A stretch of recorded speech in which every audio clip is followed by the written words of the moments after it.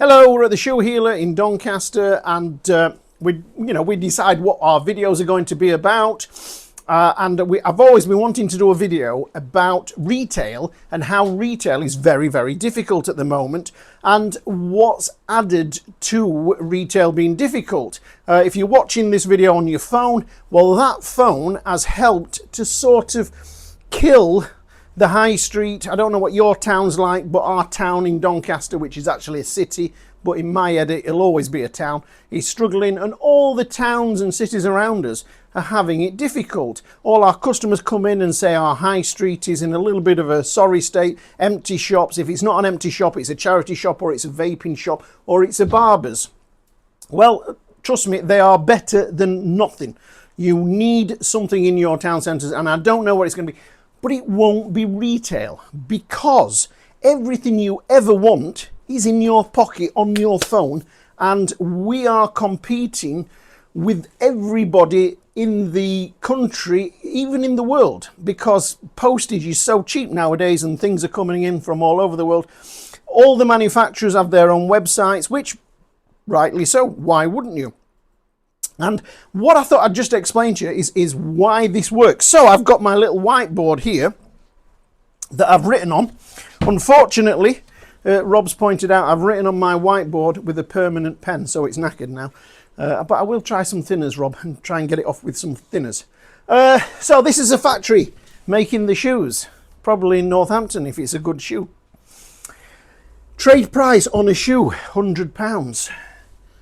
VAT plus VAT, so £20 VAT, so that shoe is £100. When it hits my shop, the full retail on that shoe is £250.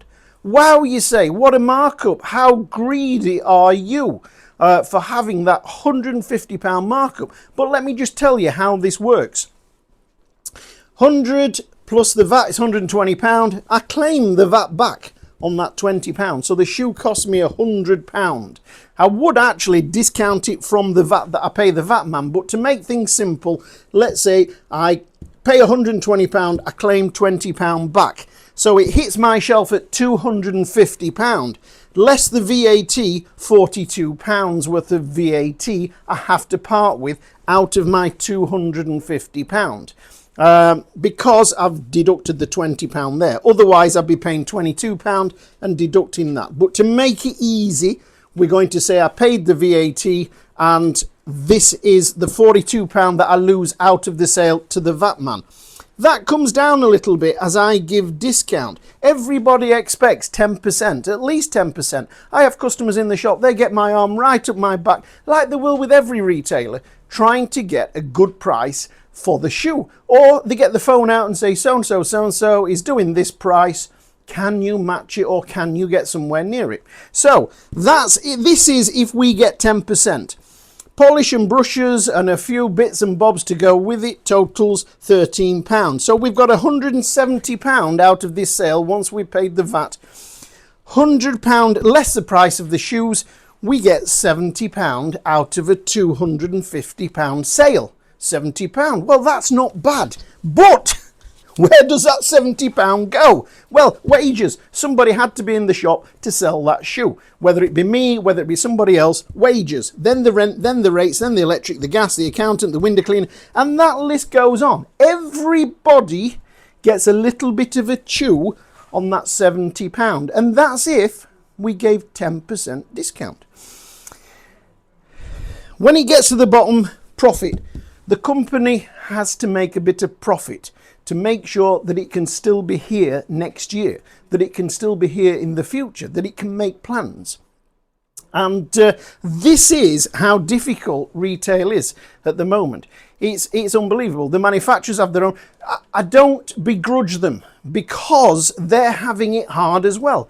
The world is in recession. It really is. You know, people say it's not. It really is. It's in a terrible place. Everybody that comes in here that's in business is saying there's just no money about. It's super tough. The town centres are they're just disappearing. Like I've said, it's really, really difficult. I'm not so bothered, because we've had a good run in the past, and where we are today, I'm coming up for 60 years of age. getting ready to retire from the retail side.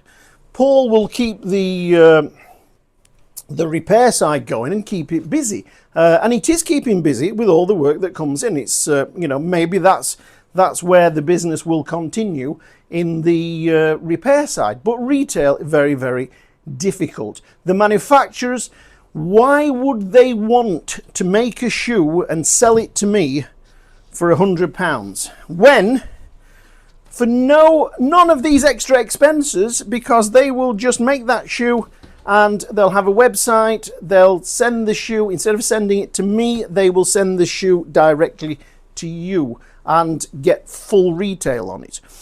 They can even afford to give good discounts and still do better than a retailer would do once he's parted with all the expenses that come with having a shop. This is, and it's not just our trade, this is every trade.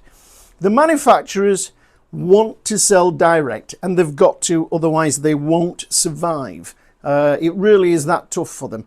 The first people that started this years ago would have been Mr. Dyson. When I saw his adverts, and his advert said buy direct from the manufacturer, he started this thing off, I think, with the buying direct. Or, in my head, it's when I heard him say, F the high street, F the shops, F buy direct. He didn't use those words. I don't think he could have done on TV, but that was the thing. Buy direct, cut out the high street, cut out the middleman, cut out all the expenses that people have had involved for years and years and years in retail. It's all gone.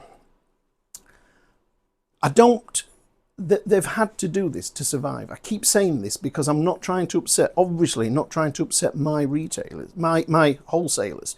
They've had to do this just because of the tough world we're in.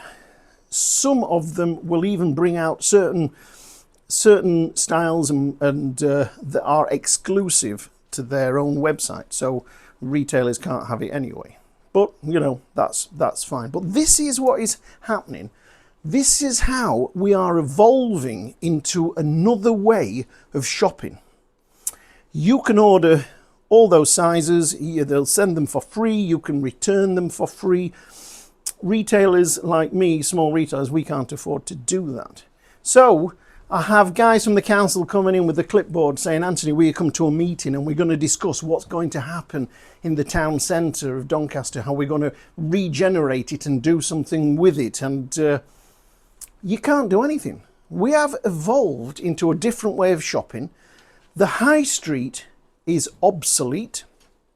So these ideas, what we're going to do is we're going to populate the town centres and the city centres, and we're going to have this fabulous, vibrant cafe lifestyle, and we're all going to be sat out in the sun drinking coffee, and because there's people there, it's going to generate business. Problem we've got is you're going to try and convert shops into flats, and some of these shops are going to make crap flats, and crap flats are going to get crap tenants, and you're going to fill the town centres. I don't know. Do you know, this is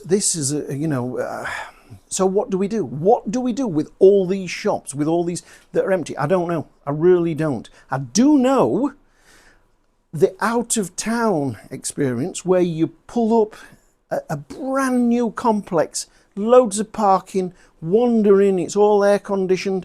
Been there myself, had a look. It's fabulous. We have one in Doncaster down Wheatley Hall Road. What a lovely experience it is. It's fabulous. I went and called in, had a look, and then I came into Doncaster town centre, which is a city, Doncaster city centre, parked my car up, and I walked across through the middle of Doncaster, and as I'm looking around, I'm thinking, this is obsolete. This is old, and the Doncaster Council are doing as much as they can. They're trying to make it nice. They're trying to put nice paving down, nice areas, and make it nice. But I don't know. It's a losing battle. I don't know what will happen to the town centres. They will shrink, of course, But what will happen on the edge, all the shops and everything, so you end up with a more condensed town centre. I don't know what happens around the edges. They might become no-go areas. I don't know. But it's something we've got to think about. What could the council do? Well, only do something stupid. Put a folly, some sort of big wheel in, build Blackpool Tower in Doncaster so people come, they have a reason to come to Doncaster. Other than that, I don't know, if they do. And by far, Doncaster's not the worst. People do bash their own town a little bit, and we'd be in the shop having this conversation with some customers, and a DHL delivery guy was there, and he said, let me just interrupt you. He said, I've just been to Scunthorpe, I've been to Rotherham, I've been to somewhere towards Leeds way, and he said, I'll take Doncaster every time. You don't actually see this. So, anyway, this is a little video on, what's happening to retail, what's happening to your high street. I don't know how it will end. We find it difficult, but we've had a good run. It's been great. We've enjoyed doing what we're doing. Of course, we're online and we do a little bit online. We're not that good at the online thing that you will have seen with our website and such, but we are trying a little bit harder these days. Customers say, I could never spend this sort of money on a shoe without I actually come to your store and touch it and feel it and smell it and try it on. And but you are a dying breed. The youngsters will order it in a size 8, 8.5 and a 9, try them all and then send them back.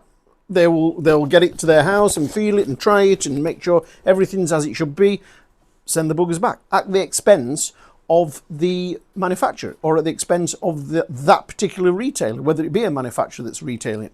So that is a thing that, yes, I'm with you. I would like to try them on, but if you're really into your shoes, you will know the brand, you will know the size and the last that fits you, and you will just order exactly what you want and know what's coming to you. So yes, the thing of trying it and feeling it and everything, I do agree with that, but we are a dying breed of that. The youngsters aren't doing that. The other thing is, what has this done to the value of shops? Well, yeah, commercial retail property is on its arse. All the landlords that bought these properties, the properties aren't worth a light now, so they'll be upset. The council are trying, the rates have come right down to try and help businesses survive and keep going. So people are trying for us, but it's just, it might slow it down, but it's inevitable. We will end up with far fewer retail shops than of the big stores. Imagine owning a big store that you had somebody like Debenhams in your town centre, and you own that store and you rented it to Debenhams for God knows how long, and then they move out. You're left with a huge store. What are you going to do with it? Absolutely, what I do feel for these landlords. I do. They've made us pay over the years, but now they will be having it really, really tough. But it's just a different world we're in. Thankfully, I'm becoming an old man and getting ready to retire, so it's not such a problem for me. But I don't know where the high street will end up. Is it a bit sad? It is, but we're evolving. Something's got to happen with these high streets. So anyway, I'll leave it at that. And thank you for watching.